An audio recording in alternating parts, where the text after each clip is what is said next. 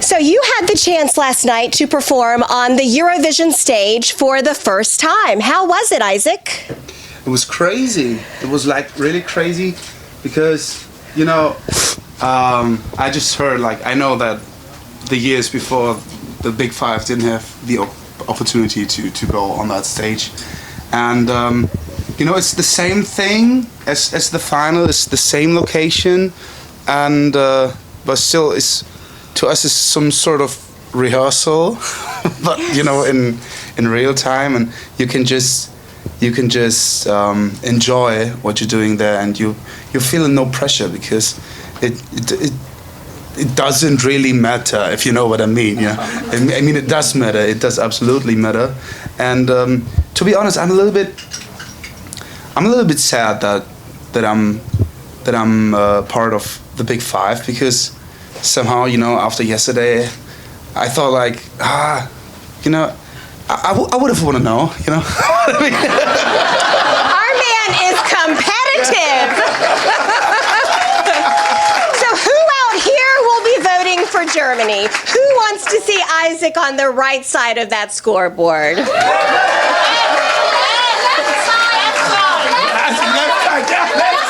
left side. I always mess it up. The left side. We want to see him on the top of the left side. Yes. So as you mentioned, the Big Five and the host country normally don't come on until the evening of the grand final. Do you feel like being able to be on stage sooner will increase your chances of doing well?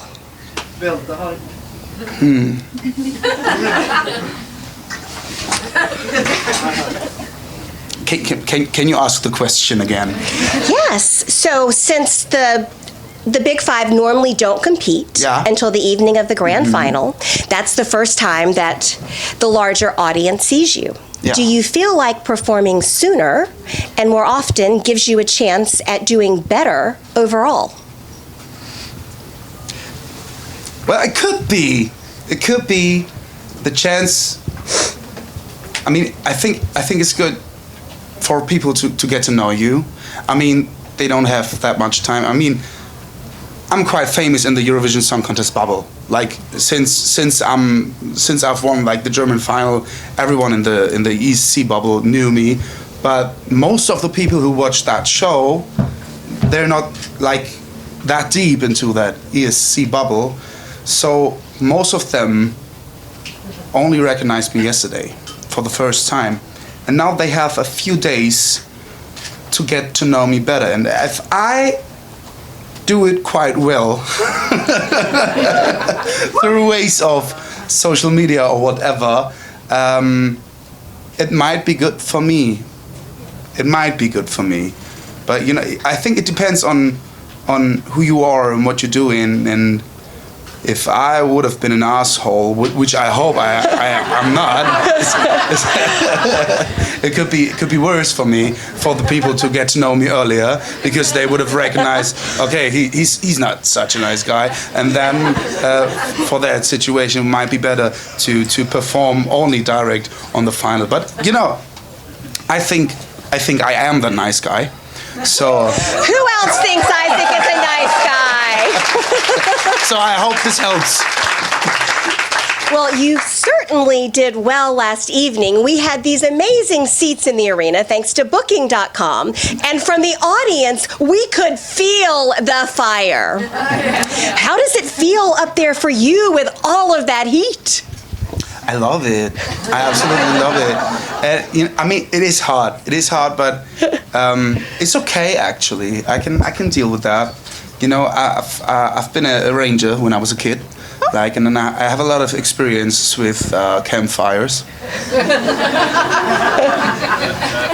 Nearly there, and I kind of felt like home. And you know, I feel the epicness when the fire begins, and you need the heat. You need the heat to totally dive into that emotion. I think it helps me a lot that I have that fire, and it makes me dive more deep into what I'm doing. So what does the fire on stage represent for you? it's representing me destroying everything around me. Sorry. Okay. Yeah. So do you have to wear special clothing because you're surrounded by so much fire, just in case there's an accident? No, I just wear like normal clothes. It's not like fireproof or something. But you know, I think you feel the heat of the fire, and you don't want to go too close to it. It works. It's natural, like distance. So while you're destroying everything around you, you are certainly building up the rest of us. Yeah. And you've shared that Lorraine saved you. I had the opportunity to meet Isaac's lovely wife, Lorraine, backstage, and I know that at least one of your sons is Yeah. coming in today. Yeah. So is music a big... Do you have a message for your boys while we're up here? Well, hi, you lovely two boys. I don't know if you are ever gonna see that. I'm gonna show it to you. But whatever I say right now, you might not understand it very well because your English isn't that good. But anyway, I love you, and I'm really looking forward to see you again. Beautiful. I'm gonna translate that for you later. So how much is music a part of your home life and your family?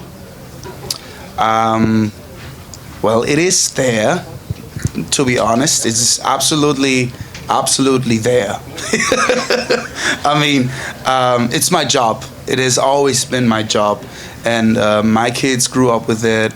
And we have a lot of instruments at home. And they love to do some experimental music stuff with all that instruments. And the older one asks me every time if we can jam on loop station or stuff like that, and we have a piano at home, and they're always cracking it up, really nearly destroying it. But I love it. I never get disturbed by my boys playing the piano, even though it is very loud and it doesn't sound that beautiful. But it's just the fact that I love to see how passionate they are and how they love to do what they're doing in that moment, and they still figure out some melodies at some points, and then you see the excitement in their face, and that's what I love to see every day. Well, perhaps we'll see one of your sons on this stage one day. Maybe, I don't know. So, Isaac, what are the voices in your head telling you about what's going on this week here at Eurovision Week? The voices in my head in terms of the Eurovision Week right now, what they are saying. Yes. You know, to be honest, there's not much time for reflecting anything, because I gotta tell you, I have a schedule. This is wow, there's a lot of things to do, and I wake up early in the morning. It's always different because the night before I go to sleep very, very late, and there's always something to do. So there's not really much space for voices in my head to say anything. I just have to act like everything that feels good for the moment, and I have to kind of listen to my heart in every situation while I'm here, because you can't really reflect what you're doing. Final question. Okay. Do you have a message for your audience on Saturday? A message for my audience on Saturday. This is a tough question, and the hard thing is, the more you think about it, the more the people want to hear, and it gets heavier and heavier the more you think about what you're saying, and then there's some sort of pressure. So I gotta come quick to an answer. Just don't run. You get expectations. The longer it takes me to answer that question. So I just gotta say, I hope you enjoy what you hear and what you see, and I hope you see how deeply we enjoy what we're doing there. Like every one of us, everyone, literally everyone. And we are all very, very grateful to have that opportunity to present our music on that stage. And vote for whoever you think reaches your heart the best. And just enjoy. Just enjoy.